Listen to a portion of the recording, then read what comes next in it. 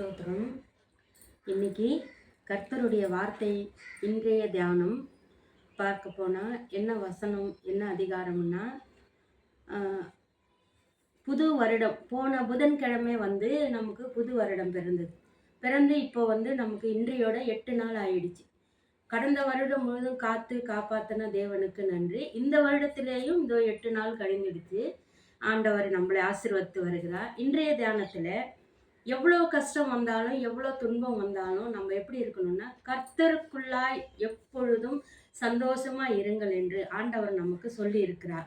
அது புதிய ஏற்பாடு பிலிப்பியர் 4ஆம் அதிகாரம் 4ஆம் வசனத்துல நம்ம பார்க்கிறோம். அது மட்டும் இல்லைங்க, அதுக்கு மேலாக நமக்கு சொல்லியிருக்காங்க பாருங்க. என்னன்னா நான் வாசிக்கிறேன்.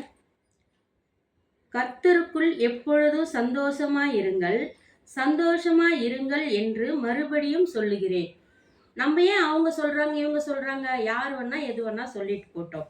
நம்ம கர்த்தருக்குள் சந்தோஷமா இருக்கணும். உங்கள் சாந்த குணம் எல்லா மனுஷருக்கும் தெரிந்திருப்பதாக கர்த்தர் சமீபமாய் இருக்கிறார்.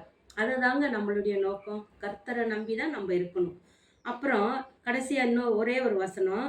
நீங்கள் ஒன்றுக்கும் கவலைப்படாமல் எல்லாவற்றையும் குறித்து உங்கள் விண்ணப்பங்களையும் உங்கள் ஜெபங்களோடும் வேண்டுதல்களோடும் தேவனுக்கு தெரியப்படுத்துங்கள். யாருக்கு தெரியப்படுத்தணும் பார்த்தீங்களா? மனுஷர்களிடத்துல சொல்லக்கூடாதுங்க, தேவனுக்கு தெரியப்படுத்தணும். அப்பொழுதுதான் தேவன் நமக்கு எல்லா விதத்திலையும் உதவி செய்ய வல்லவராய் இருக்கிறார். அதுக்கப்புறம் இன்னும் ஒரே ஒரு வசனம் பாருங்க.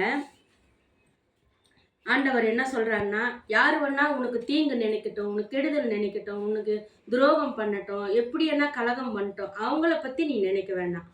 ஜபங்களோடும் வேண்டுதல்களோடும் தேவனுக்கு தெரியப்படுத்தணும். அதுதான் நம்ம வேலை. முடிஞ்சு போச்சு. கடைசியா ஒரு வசனம் பாருங்க. ரோமர் புஸ்தகம் 12ஆம் அதிகாரம் 21ஆம் வசனம் பாருங்க. நீ தீமையினாலே வெல்லப்படாமல் தீமையை நன்மையினாலே வெல்லு. அவங்க கலகமே பண்ணாலும் நாம அவங்களுக்காக ஜெபம் பண்ணணும். அவங்களுக்காக கர்த்தரிடத்துல ஜெபம் பண்ணி தீமையை நன்மையினாலே நம்ம வெல்லணும். அது எப்படின்னா நம்மளால முடியாது, தேவனால முடியும்.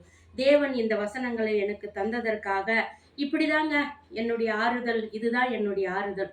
எல்லா பக்கமும் எனக்கு நெருக்கங்களும் பிரச்சனைகளும் தொல்லைகளும், எப்படிதான் இவங்க ஏந்து வராங்க, இவ்வளோ பிரச்சனைகள் இருக்கு, எப்படி இவங்க வராங்க, எப்படி இவங்க சந்தோஷமா இருக்கு, இவங்களை பார்த்தா பிரச்சனை இருக்கிற மாதிரியே தெரியலையே அப்படின்னு நினைப்பாங்க.